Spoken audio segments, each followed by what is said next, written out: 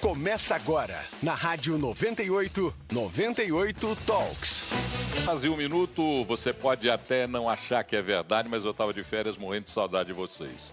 E aí, estou de volta para fazer com vocês esse nosso 98 Talks. O programa que é de informação, mas é muito mais de opinião. Um programa que vai ao ar pela Rede 98 em todos os seus canais, 98 FM, 98,3, 198 e 698 da Claro TV. Tem TV aberta 29.1, é digital, Belo Horizonte 22.7 Lagoas. Você pode nos acompanhar em todos os nossos canais no YouTube, youtube.com/98live. Tem o nosso site, 98live.com.br e as nossas redes sociais, @Rede 98 Oficial. O 98 Talks, você já sabe, vai ao ar pela Rede Mais, afiliada à Record no interior de Minas, em Varginha, no sul de Minas, Zona da Mata e Norte Mineiro. E também a 97.1, a Vox FM lá em Timóteo. Ao todo, mais de 400 municípios mineiros ligados conosco nesse nosso 98 Talks. Quer participar? Você já sabe, 3199-316-9898 é o nosso WhatsApp, claro, 3199-316-9898. Hoje comigo, estou aguardando, disse que ele vem, mas não apareceu até agora, deve estar perdido no trânsito de Belo Horizonte, que ainda não está aquele trânsito, mas ele já se perdeu. Daqui a pouquinho está chegando. Mas lá em Nova York ele está nos acompanhando. E é claro, a partir de agora, acompanhando com muita atenção o que fará o novo presidente americano a partir do dia 20 de janeiro, porque ele está lá e você não sabe por quê. É uma missão secreta para acompanhar quais os movimentos de Trump no Norte América. Muito boa noite, doutor Ricardo Kertzmann. Boa noite, Paulo Leite. Seja muitíssimo bem-vindo das merecidas férias. Boa noite também para todos os nossos queridos Teleweb, amigos e amigas ouvintes. E olha, a missão é muito mais do que secreta, hein?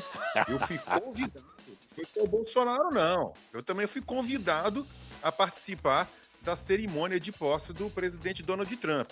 Só que o meu lugar é o seguinte, é lá fora, no meio da nevasca, enquanto os poderosos ficam lá dentro, bebendo champanhe e fumando charuto. Ah, mas na nevasca, aí é chique, né? Perrengue chique, né? Você tá na nevasca para ver a posse do Trump, é perrengue chique. Então, fica tranquilo que você vai curtir um perrengue chique aí. Com expertise em contabilidade, consultoria fiscal e gestão empresarial, a Previsa é muito mais do que uma prestadora de serviços. É parceiro sólido na construção de empresas que são muito bem-sucedidas. De rotinas trabalhistas à consultoria tributária, a Previsa entrega a solução que vai, mas vão muito além dos números. Tem foco no futuro da sua empresa. Na Previsa, você faz a união da tradição de mais de 45 anos à inovação constante que entrega soluções que impulsionam o sucesso das empresas. Acesse previsa.com.br e impulsione o sucesso da sua empresa. Hoje, 14 de janeiro, é um dia muito importante porque é aniversário de Lucas Raggi. Ele não está aqui, ele me fez voltar um dia antes das férias para poder curtir esse seu aniversário. Então, deixar aqui o registro de parabéns ao nosso coordenador de jornalismo da Rede 98, Lucas Raggi, que hoje está fazendo aniversário. E acaba de adentrar aos nossos estúdios, primeiro se paramentando. Há muito tempo não o via com tamanha elegância. Vocês verão daqui a pouquinho o que eu estou falando. Isso é fruto da consultoria, provavelmente, de Giorgio Armani. Não menos do que Giorgio Armani deve ter feito a consultoria de moda desse cidadão que aqui está. Antônio Claré Júnior, você já está devidamente paramentado, não? Boa noite, Paulo. Boa noite, Claré. É prazer te ver, tudo bem? Satisfação, você está de férias, merecidas férias, fez falta. Não que o Raggi não tenha suprido aqui, não com sua elegância, mas muito competente. Mas muito competente, né? Mas espero agora que ele faça essa ancoragem, talvez daqui a um ano novamente, né? Hoje é aniversário dele, viu? Você é insubstituível, mas já que é aniversário do Raggi, mandar um abraço para ele. Muitos anos de vida e de saúde, né? Você merece. Um cara do bem, um cara que soma muito aqui para nós. E eu tô um pouco satisfeito, Paulo, porque eu tava chegando aqui ouvindo a rádio. E você começou falando que eu estava no trânsito, mas você não citou meu nome. Eu fiquei, mas quem está no trânsito? Mas quem é porque eu tenho que fazer o suspense para que o nosso espectador e ouvinte fique querendo saber quem é ele. Onde está o Wally? A mesma coisa, aí descobre quem é. E o trânsito já começou, tá? Já começou. Hoje eu já vi à tarde em Belo Horizonte, já começou. Aqueles pontos de engarrafamento que a gente conhece já estão aí frequentes. Mas olha aqui, a gente está falando para o Vale do Aço e a gente quer aqui se solidarizar com o Vale do Aço, porque no último domingo, dia 12, em Ipatinga, Chuvas fortíssimas destruíram o Vale do Aço, não só em Ipatinga, mas em outras cidades da região. E houve a mobilização e a coordenação do Departamento Penitenciário de Minas Gerais. 75 presos começaram a trabalhar hoje na desobstrução das ruas, desde a manhã de ontem, aliás, estão trabalhando na desobstrução das ruas. Na verdade, desobstrução, né? Eu falei desobstruição, é desobstrução. Eles estão cumprindo pena na penitenciária Dênio Moreira de Carvalho, que fica em Ipaba, e tem uma autorização judicial para esse trabalho externo. Que bom que estejam fazendo um trabalho, mesmo que apenados, fazendo um trabalho para que possam reverter para a sociedade talvez uma parte daquilo que fizeram contrário ao que é o normal numa sociedade, né, Clara? A gente não tem muito essa questão aqui, né, no Brasil, do trabalho do preso. Tem essa questão, mas não tão forte como em alguns estados dos Estados Unidos, né? Então, muito positivo, né, Paulo? Você sabe que cabeça vazia é oficina do diabo. A pior coisa que tem é um presidiário parado, preso. Você sabe disso, né? Aí começa a entrar no esquema que a gente sabe que acontece dentro das prisões e tudo, de tráfico. Então, muito, muito positiva essa notícia. Kertzmann, você daí dos Estados Unidos, aí é muito mais comum para alguns estados americanos, como disse o Claré, é muito comum que os apenados prestem trabalhos que sejam revertidos até em benefício da sociedade, né? Como é que você vê essa ação dos presos lá de Ipaba na desobstrução de ruas e avenidas lá em Ipatinga? Eu vejo para lá de positiva e, curiosamente, coincidentemente, está acontecendo isso nesses dias aqui nos Estados Unidos, especificamente lá na Califórnia, por conta dessas queimadas florestais horrorosas que andam acontecendo por lá, principalmente nas cercanias de Los Angeles. Houve uma notícia ontem a respeito disso, inclusive, eu agora não vou me recordar quantos são, mas são centenas de presos. Obviamente que não é qualquer tipo de preso, a gente está falando de apenados com menor grau de periculosidade, né, com tipos de crimes que não exijam que eles fiquem totalmente reclusos. Alguns estados, não é o caso da Califórnia, mas alguns estados aqui têm penas até de prisão perpétua, de regimes muito duros para determinados crimes. No caso da Califórnia, que é um estado notadamente progressista, né, se é que a gente pode qualificar dessa forma, aqui não tem muito essa história de direita, esquerda, né? Todo mundo acha que os democratas, que o Partido Democrata é de esquerda e o Partido Republicano é de direita. Não é bem assim. Então, esse termo progressista, eu acho que cabe melhor nesse contexto todo, mas lá por ser um estado progressista, é muito comum esse tipo de situação, repito, para determinados tipos de presos. Eles estão trabalhando e recebem, tá, Paulo? Né? Tem muita gente que acha que não, o cara tem que trabalhar para pagar, né, o que ele come, a energia que ele gasta, enfim, pagar toda a estrutura do sistema penitenciário. Não é o caso, não. Eles trabalham e recebem por hora trabalhada. É interessante o conceito de direita e esquerda que você levantou aí, porque no Brasil tem muita gente que tem esse conceito, mas sequer sabe do que está falando. Normal. Normalíssimo E bem isso. falado pelo Kertzmann, né? Assim, quem dera se no Brasil a nossa esquerda fosse como o chamado esquerda, né, que não é esquerda nos Estados Unidos, são os democratas, são progressistas. Eu diria que eles são os social-liberais que a gente tem aqui, social-democratas. São social-democratas aqui do Brasil. Então, quem dera se a gente tivesse como a esquerda do Brasil, a esquerda mesmo. Quem dera. Aqui a gente tem PSOL com as suas loucuras. Eu acho que tem muito mais eu andei pensando muito nisso, sabe, assim, dessa coisa, dessa irracionalidade dos dois lados. A irracionalidade de pertencimento de um pensamento que parece que se apoderam dele e começam a fazer, por conta desse pensamento, loucuras, quer do seu ponto de vista intelectual, o próprio, do seu ponto de vista político, né, cometer loucuras que não tem nenhuma sustentação. Isso é terrível para todos nós. E o novo ministro da SECOM, da Secretaria de Comunicação Social, Sidônio Palmeira, fez um discurso. E ele disse que os resultados do governo não estão sendo percebidos por parte da população. Citou a importância de uma comunicação da gestão para que faça-se frente ao que ele chamou de extrema-direita. Kertzmann, o que o governo brasileiro tem feito não tem sido percebido pela população ou não tem nada para ser percebido? Não, Paulo, ao contrário. Tem sido muito percebido e muito bem percebido pela população. A população conviveu no ano passado com uma inflação acima do teto da meta, uma inflação em torno de 5%, com uma inflação de alimentos ainda maior, em torno de 8%, com uma inflação de proteínas, de carnes, em alguns casos, beirando 20%. A população tem percebido o aumento médio de 14% nos aluguéis. Isso é aumento médio. Em algumas capitais, em alguns bairros, esse aumento foi ainda maior. Está errado, ministro. A população percebe as viagens da Janja, a população percebe os 40 ministérios, a população percebe os gastos excessivos, a população percebe o apoio a ditadores e ditaduras mundo afora. A população percebe muita coisa.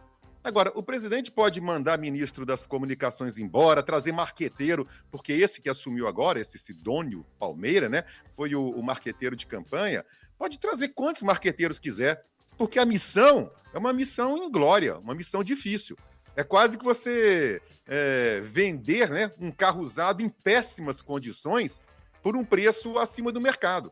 Parar com essa história de culpar a população por aquilo que o governo que ele representa agora não entrega. O Kertzmann colocou aqui algumas situações que são evidentes, não dá para se desmentir mais, né? O fato de que nós convivemos com uma inflação que é insuportável, com aumento de preços, e aí você, em contraponto, tem uma geração de empregos, mas você gera empregos, só que você não gera renda. Você está gerando volume de empregos, mas não está gerando renda. A população tem consumido menos e tem tido mais dificuldade para consumir. Fora isso, olha aqui, dados que a gente não pode negar. O Estadão mostrando aqui. Estatais gastaram até 83 milhões de reais com G20 e Janjapalooza. Isso com documentos que foram revelados. O Estadão está trazendo essa informação. Uma outra questão, os investidores estão fugindo do Brasil. E esses números foram apresentados hoje também numa matéria do Estadão, com números. Números que são números consolidados do desinvestimento que o país tem sofrido. Tem ministro das comunicações que faça milagre nessa situação? Você sabe que teve um grande estatizador no passado, né? Eu diria até um líder político, que para mim é associado ao demônio, que era o Hitler, que era um estatizador, gostava do Estado gordo. Ele queria um Estado para ele. Queria Estado para ele, queria aquele Estado gordo, forte, pesado. E tinha o Goebbels, né? Que era o ministro da propaganda. E ele dizia, uma mentira contada 1000 vezes se torna verdade. Então eu tenho muito medo quando a gente está falando de comunicação. Muito medo, especialmente em estatizadores, como é o caso presente. Na verdade, o que a gente tem que pensar nessa sua observação é que hoje nós temos um mundo com mais informação disseminada. Com certeza, graças em parte às redes sociais, exatamente. Que é a descentralização da comunicação. Você não está centralizando a comunicação em alguns, você está descentralizando. Então, um pobre coitado com o celular na mão hoje, ele consegue divulgar informação que às vezes não é nem questão de percebida, mas ela está censurada em outros grandes meios. Essa é a beleza da rede social e é por isso que a gente combate a regulação às redes sociais. E é bom lembrar para alguns jornalistas que ainda não aprenderam isso, que o patrimônio do jornalista, a commodity do jornalista que era a notícia, não é mais. Não é mais não. Hoje a notícia é commodity da sociedade, ainda bem. Eu estou falando como jornalista, ainda bem que não pertence mais ao jornalismo. Ainda bem que a notícia não pertence, a notícia pertence ao povo, pertence à sociedade, não é povo no sentido popular, mas pertence à sociedade, aos cidadãos. Esses são os verdadeiros donos da notícia. Só que tem uma casta de jornalistas que acha que não. Agora, essa questão que o Kertzmann falou é muito importante, né? A população tem percebido sim, gente. Você vai às ruas, não fala com fã de político, não. Fala com brasileiro.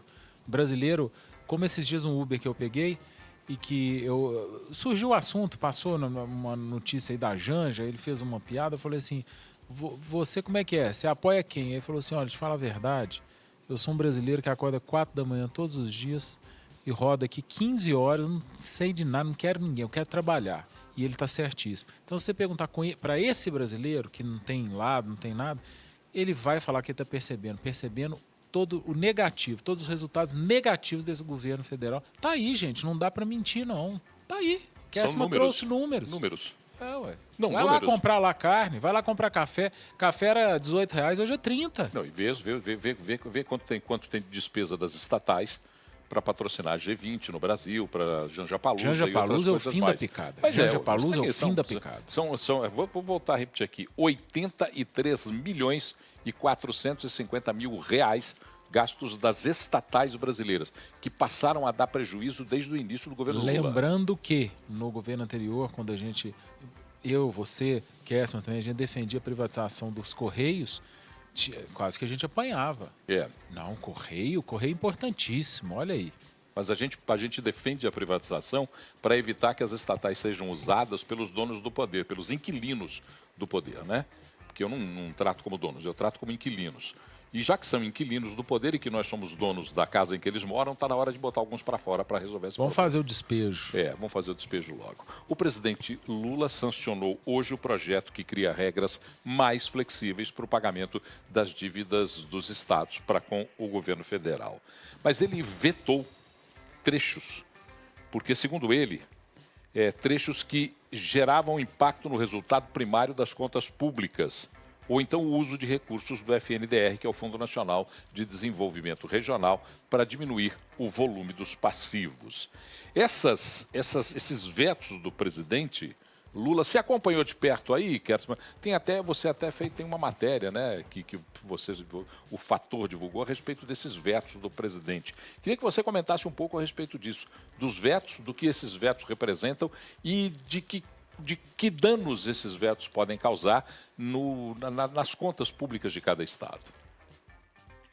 Bom, Paulo, primeiro que a gente tem que separar, né, o joio do trigo, porque a linha central, né, o pilar central do plano do Propag, ele foi mantido, não alterou em nada. O pleito dos estados e a situação fiscal dos estados vai melhorar bastante a partir de toda a regulamentação disso, a partir da adesão voluntária dos estados a esse plano. Os vetos, eu tinha comentado sobre isso semana passada, o Claré conhece bem a administração pública. Paulo, há um princípio que diz que você não pode abrir mão de receitas se você não tem, você não pode abrir mão de você não pode contrair despesas se você não tem receita para substituí-las. E você também não pode abrir mão de receitas se você não consegue repô-las. Além disso, você tem as questões de inconstitucionalidade. O governo entendeu que algumas dessas regras que estavam previstas feriam esse princípio, né, afetariam o déficit, conforme você já falou, e outras seriam medidas inconstitucionais.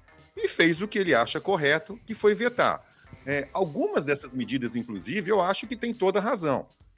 Os estados queriam determinados serviços que hoje estão a cargos do Estado, mas que estão sob a esfera da administração federal.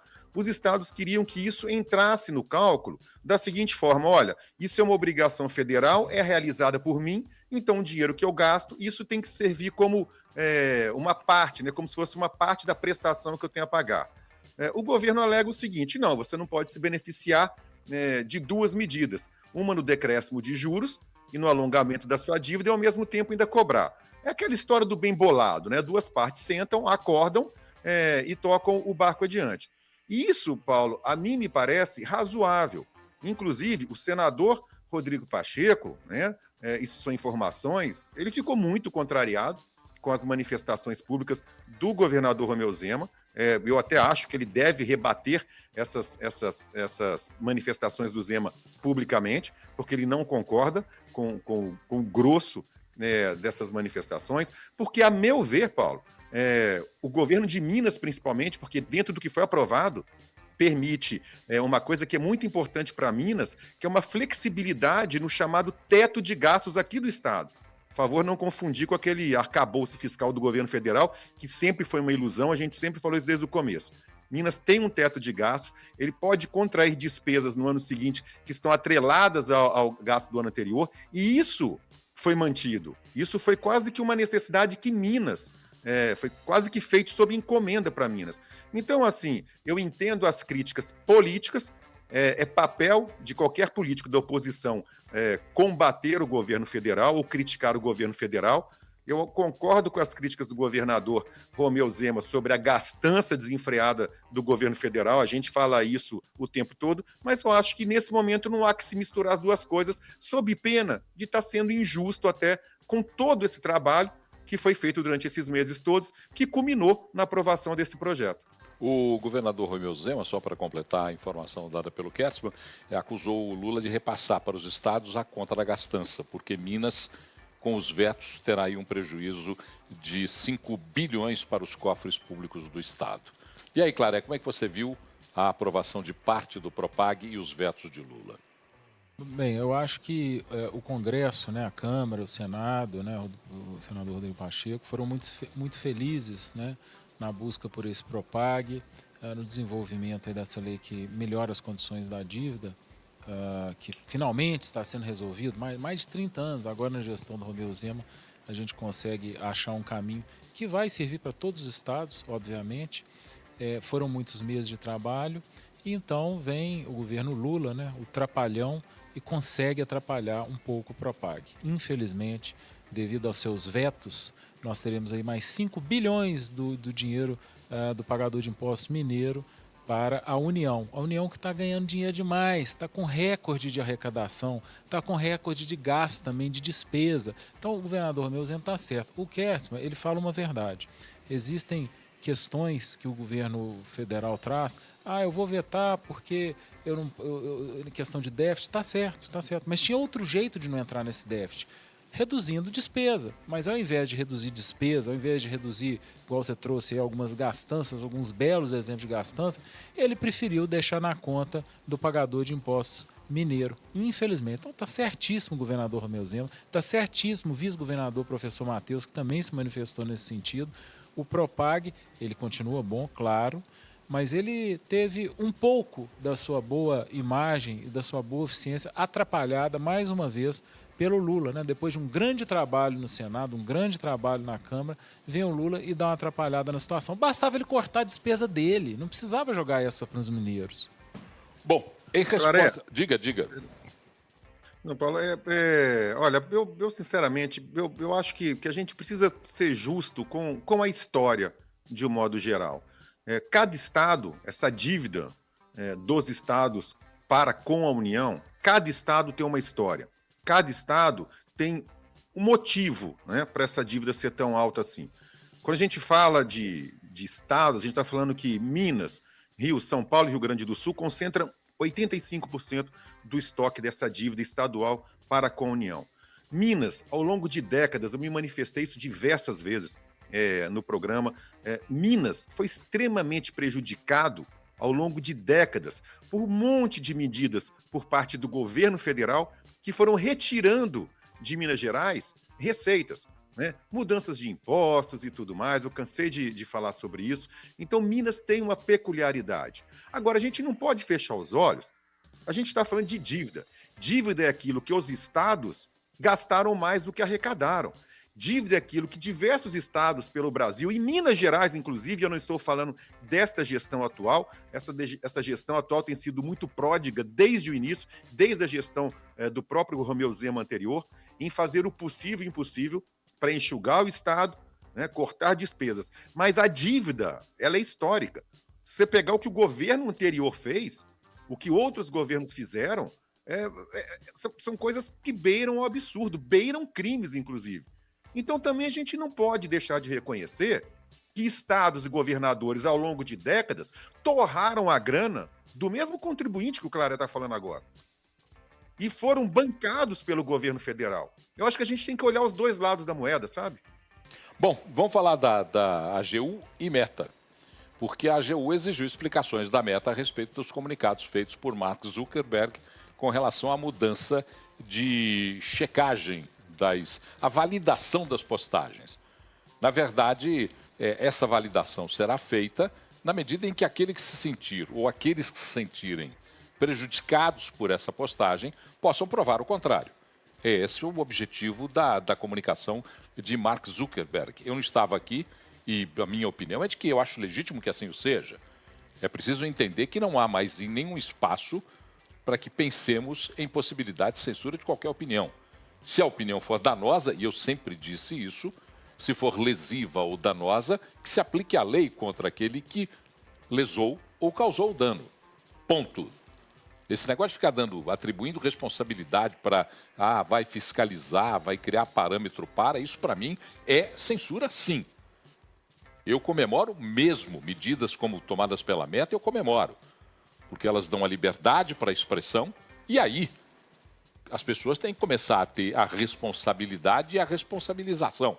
Se a justiça brasileira cobra tanto, se através do judiciário brasileiro se cobra tanto, que esses mecanismos de divulgação das redes sociais façam seu próprio processo de censura, que a justiça brasileira seja ágil para processar aqueles que cometem calúnia, injúria e difamação. Que aí já resolve. Pronto, resolve a questão. Já resolve. Se nós tivermos um judiciário ágil, se nós não tivermos um Supremo sentado em cima de 15 mil processos, se nós não tivermos juízes e desembargadores que ficam protelando decisões dentro das suas próprias secretarias de varas, nós não teremos esse problema, porque você tem decisão de justiça rápida e a calúnia, a injúria e a difamação será punida. Pronto, acabou. Entendeu? Essa é que eu acho que é a questão para poder se tratar com as redes sociais. Mas a AGU pediu. Me prolonguei um pouco porque eu não estava aqui à época. Foi o Bessias? É, a Advocacia Geral da União, o Bessias. Eu me prolonguei um pouco porque na época eu não estava aqui, eu estava de férias e quando eu tive a informação, eu concordo plenamente com aquilo que foi divulgado por Mark Zuckerberg. Sabe, é isso mesmo. É a responsabilidade do cidadão. Agora, como a justiça é lenta, e a justiça no Brasil vale para poucas pessoas, é seletiva no sentido de aplicá-la, então calúnia, injúria e difamação demora para ser punido, mesmo. Aliás, outros crimes também demoram muito para ser punidos no Brasil. Em resposta a esse pedido da AGU, a Meta afirmou que o encerramento do programa de checagem de fatos da companhia nas redes sociais será realizado inicialmente somente nos Estados Unidos. De acordo com a empresa, a iniciativa será testada e aprimorada antes da expansão para outros países. Satisfaz a resposta da Meta? Satisfaz. Quando a gente fala em rede social, né, ainda mais quando a rede social ela ultrapassa barreiras de países, né? Não é igual numa televisão, às vezes uma concessão pública, apesar que tem TV a cabo, mas enfim, streaming, mas a rede social ela ultrapassa barreiras. Então, assim, a gente tem que ter um pensamento fora da caixa. Não dá para você pensar como era outrora. Não é assim. Sobre checagem, Paulo, assim, eu sempre achei um absurdo você ter uma agência de checagem, uma agência interna de checagem de fato. Você está centralizando aquela checagem. Quem está falando o que é verdade, o que é mentira, é uma instituição ali, uma força, uma pessoa. Né? Então, assim, a gente tem que realmente descentralizar. O melhor formato é esse do X, que é o que a própria comunidade ali, né, faz as notas da comunidade. Então você consegue ter um debate maior. E você contrapõe aquilo que você acha que é isso. Então, assim, aquele negócio de checagem centralizada está totalmente por fora. Centralização por isso que as moedas do mundo estão cada vez mais se enfraquecendo, né, em direção, por exemplo, quando você compara com o ouro ou com o Bitcoin, que é descentralizado. Por quê? Por causa da centralização na produção. O ouro não tem a centralização na produção, obviamente, porque é natural. E o Bitcoin tem essa questão da centralização, da descentralização. É a mesma coisa para checagem, exatamente a mesma coisa. Você vai deixar na mão de uma pessoa, e quem é essa pessoa? Quem que está envolvido com essa pessoa? Quem é que vai julgar o jogador? Julgar o jogador. Esses dias mesmo levantaram aí que tinha um responsável, um sócio, ou fundador de uma agência de checagem, que tinha cargo, né, no governo federal, ou teve era patrocinado pelo Jorge Soros. Uma loucura dessa. Então, assim, não dá. Ô, Kertzmann, como é que você viu a resposta da Meta e o que você pensa a respeito desse tema? Bom, primeiro que a intervenção do governo nesse assunto, né, foi assodada, quase como regra, né, porque é um governo trapalhão nisso também. O anúncio da Meta não interfere em absolutamente nada no andamento da plataforma, principalmente no Brasil. Ao contrário, no pronunciamento que ele fez, o Zuckerberg, ele deixou muito claro que eles não mais iriam previamente, né, censurar ou retirar do ar, tanto faz o nome, determinadas postagens, salvo em casos de grande repercussão de crimes, né? Ele ainda exemplificou questões relacionadas à droga, à exploração sexual infantil, enfim, coisas sérias, e outras mediante solicitação judicial, que é o que acontece no Brasil. Ou seja, o que ele anunciou é o seguinte: estou extinguindo parte de um departamento na minha empresa e transferindo parte desse departamento para outro lugar que eu julgo, a empresa é dele, que eu julgo mais isento para poder tratar dessas questões. Ou seja, absolutamente nada interfere no andamento do Facebook no Brasil. Isso é uma questão comercial, interna da Meta. O governo brasileiro não tinha que se meter nisso. Mas aí vem lá, né, o ex-Bessias, né, aquele Bessias que seria o courrier da ex-presidente Dilma Rousseff para entregar um papelucho para o Lula, né? À época, eles tinham medo do Lula ser preso por uma ordem de prisão a partir do ex-juiz federal Sérgio Moro. Então, para quem não está ligado ou quem não se lembra, o Bessias seria o courrier, queria entregar essa espécie de salvo-conduto, que era uma nomeação do Lula a um cargo, que tivesse, por causa disso, o tal foro privilegiado. O Bessias, daquela época, se tornou o AGU, o advogado-geral da União do presidente. Ele foi promovido, é sinal que ele presta um bom serviço para esse pessoal, né?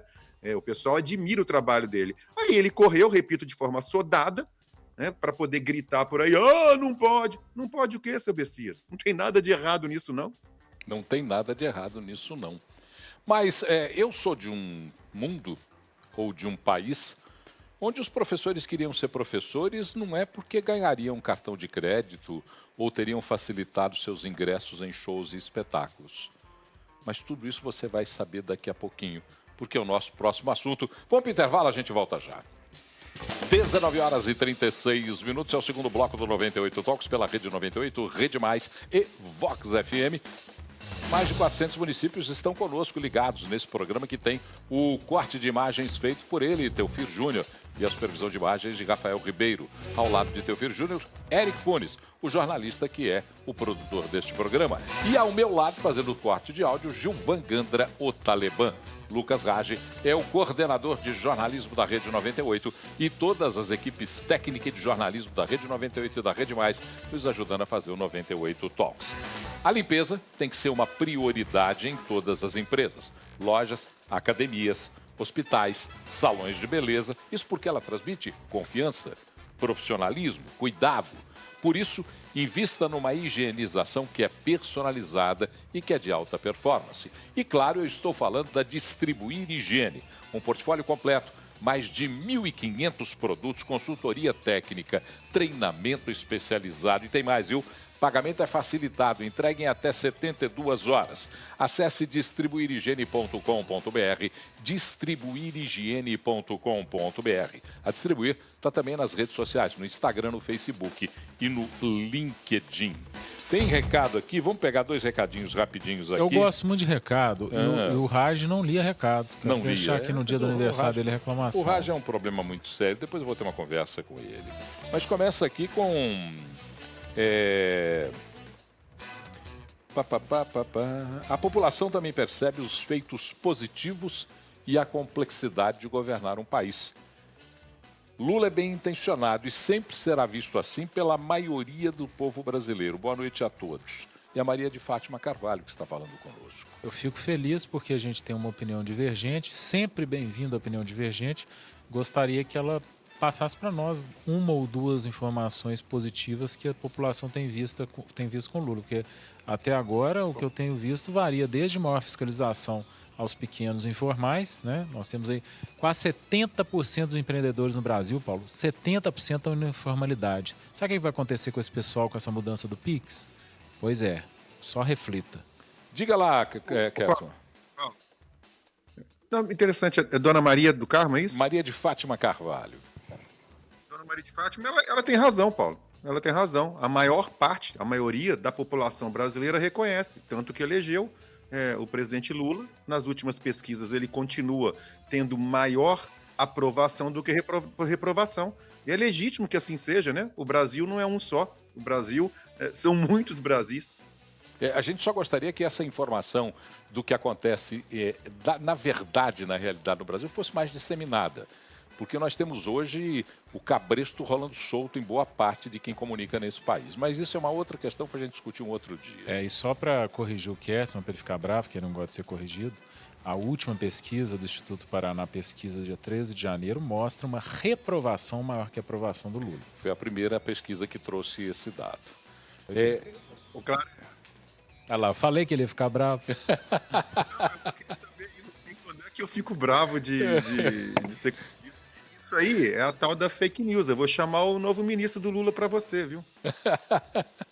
Aqui, o Júlio César do Braunas diz que bom que está me vendo aqui, o titular na área. Titular nada, eu jogo, todos aqui somos titulares. Você é camisa 10, capitão. É isso que você é. Todos nós somos Você é igual o titulares. Zico no Kashima Antlers, além de tudo técnico. A Ilan Ferreira diz assim, eu fico me perguntando por que não temos vocês do Talks na política, ao invés de não generalizando tantos incompetentes e abusivos Agora senhores. cutucou o Paulo Leite. Não, eu já disse para vocês. Agora cutucou. Eu já disse para vocês, na política eu não conseguiria conviver com o que se pratica em política nesse país. Porque o Brasil não faz política. O político brasileiro faz politicagem, curralismo. E eu não sou atrelado a nada. Portanto, por isso mesmo, até hoje, a minha vida profissional foi marcada de muita dificuldade. Porque eu não boto a cabresto, não. Eu argumento, contra-argumento, sei, e eu não sou desses jornalistas que ficam fingindo que são independentes. Eu sei que a empresa que eu trabalho tem valores, a empresa que eu trabalho tem objetivos, tem missões, e eu estou ligado aos valores, objetivos e missões da empresa que eu trabalho. Então eu não sou desses que ficam, sou independente. Não sou esse idiota, que tem muitos por aí. Mas eu sei que a empresa tem valores definidos, com os quais eu converso, com os quais me balizo e com os quais tenho a liberdade, às vezes, de questioná-los. Certo. A minha vida é assim, por isso que eu tenho essa tranquilidade. E acho que na política eu não conseguiria fazer isso. Pelo menos o que se faz de política no Brasil, essa politicagem partidária que tem aí, eu não consigo conviver. Aliás, nós estamos vendo bem de perto o que é essa questão de política partidária, como é que funciona. Isso é um outro assunto, por uma outra hora a gente conversa depois. Mas o presidente Lula lançou hoje o programa Mais Professores no Brasil. Bolsas de R$ 1.050 até R$ 2.100. Duas modalidades. Uma para estudantes de licenciatura que receberão um pé de meia durante a graduação. E uma outra para quem quiser lecionar em regiões remotas do país. É mais ou menos como Mais Médicos. Mas tem umas coisas desse programa que me incomodam. Por exemplo, cartão de crédito especial e pré-aprovado para aqueles que quiserem, na licenciatura, transformar a sua licenciatura no magistério. Ou com a pedagogia para poder ter a vida acadêmica, virando professores. Essa é a primeira coisa que me incomoda. A segunda, desconto em hotéis. Me desculpem, senhores. Me desculpem. Eu sou de uma época em que respeitei e continuo respeitando aqueles que me ensinam. Professores e não professores, não formados em pedagogia ou qualquer outra coisa. Eu aprendo com muita gente e respeito sempre quem me ensina. Mas no caso dos professores, eu sou de uma época em que um professor, a missão é nobre e não precisa ganhar desconto em hotel. Não precisa ganhar desconto de hotelaria, não precisa ter cartão de crédito pré-aprovado. Então eu não sei o que vocês pensam a respeito disso, mas de cara eu já torço o nariz aqui para esse tal de pé de meia. Mas é até difícil falar isso, Paulo, porque vai ter gente dizendo, então você é contra o professor? Não. Não é contra o professor. Não. O que o Paulo está trazendo aqui, em outras palavras, é que este é um programa populista. Para fingir que está ajudando o professor, quando na verdade não está ajudando nada. Não está ajudando absolutamente nada. O que você precisa, Paulo, são de medidas que vão valorizar o professor. Não é de... Isso aí, cara, sinceramente, isso é migalha. Eles chamam de peanuts, né? Isso é migalha para professor. Às vezes o professor precisa disso, precisa de uma valorização que não é assim que vai ser feito. Quem sabe, que sonho se a gente vivesse nos mundos do voucher, né? Que a gente tivesse apenas as escolas privadas competindo entre elas, uma querendo pegar o melhor professor que a outra e pagando mais para os melhores professores, como acontece para jornalista, para advogado, para veterinário, para qualquer um. Os melhores ganham melhor que os piores.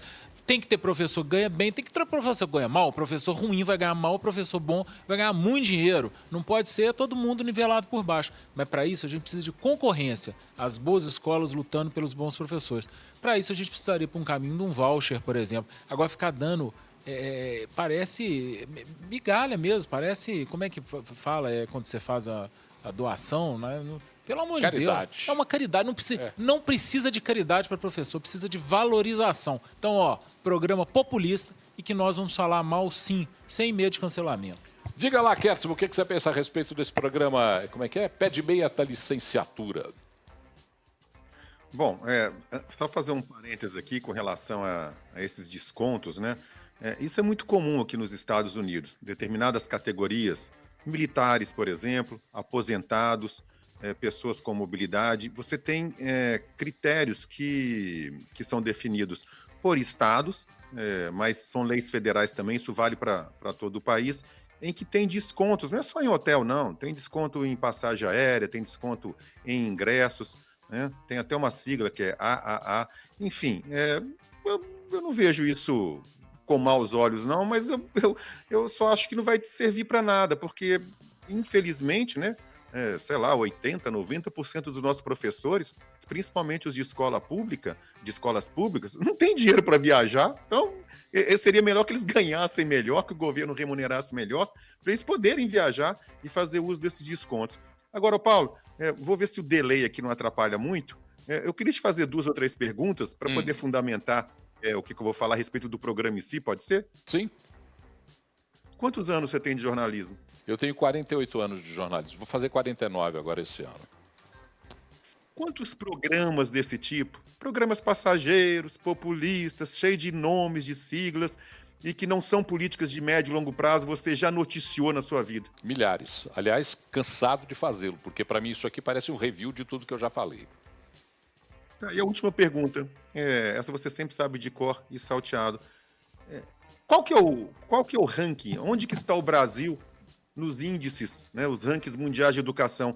Todos esses programinhas que você já viu milhares ao longo da sua vida, né, modo de falar milhares, e eu também, aonde que isso levou a educação brasileira? Nós temos 56% dos alunos do nosso ensino médio que não conseguem fazer a interpretação de um texto mínimo, e 80% dos alunos do ensino médio brasileiro que não conseguem sequer calcular porcentagem quando o assunto é matemática. Então está respondido. Se esses programas, Pé de Meia, programa isso, programa aquilo, Viva Melhor, mais professores, se isso desse jeito, mas não dá, Paulo. O dia que esses governos, e principalmente os governos do PT, porque a maior parte desses programas, não só deles, mas vem dos governos do PT, o dia que eles entenderem que o que funciona em um país são políticas de Estado, não são políticas de governo, políticas de Estado, de longo prazo, para setores que são fundamentais, basicamente saúde, educação, segurança pública e infraestrutura, isso precisa de política de Estado. O resto é para ganhar voto.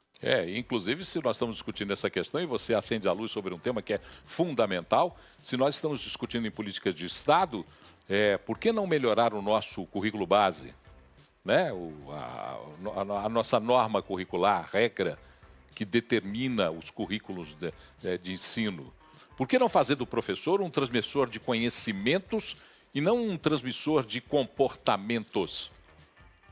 Porque o transmissor do comportamento é um conjunto entre escola, família e aquele que está lá. Agora, o professor é um transmissor de conhecimento. E no Brasil, cada vez menos se dá ferramentas para que o professor seja o transmissor do conhecimento. O conhecimento que os nossos professores têm transmitido, em média, para os nossos alunos é pífio. Os resultados do PISA, que é o exame que avalia o desempenho da educação no mundo, mostram como é pífia a divulgação de conhecimento dos professores no Brasil. E eu não estou aqui culpando o professor, porque eu sou filho de professores, de professora. Eu tenho um respeito enorme pelos professores. E por ter esse respeito com os professores é que eu faço essa provocação. Os professores deveriam estar exigindo hoje melhores condições de formação. melhores condições de estrutura física das escolas, a transformação da base curricular. Uma escola que atraísse mais. Outro dia o professor Augusto de Franco falou, ano passado, que a escola no Brasil ela é horrível porque leva um aluno para ficar vendo as costas do outro aluno o tempo inteiro. Senta-se numa cadeira e fica vendo as costas do outro aluno o tempo inteiro e o conhecimento que lhe é passado é de baixíssimo nível. Então essa que é a questão da educação no Brasil. Diga. Eu acho que se propor para um professor, principalmente das cidades mais pobres, dos estados, do interior dos estados do Norte e Nordeste, se eles querem desconto em hotel, ou se eles querem ar-condicionado, acho que já até exagero, ventilador numa sala de aula, eu acho que eles trocam por pelo menos um ventilador.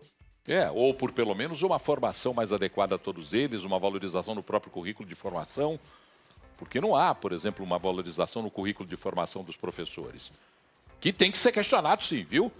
Você que é professor, que pode estar um pouco ofendido com o que eu estou falando, a formação dos professores no Brasil caiu absurdamente. A qualidade de formação dos professores no Brasil caiu de uma maneira assustadora na transmissão de conhecimentos básicos.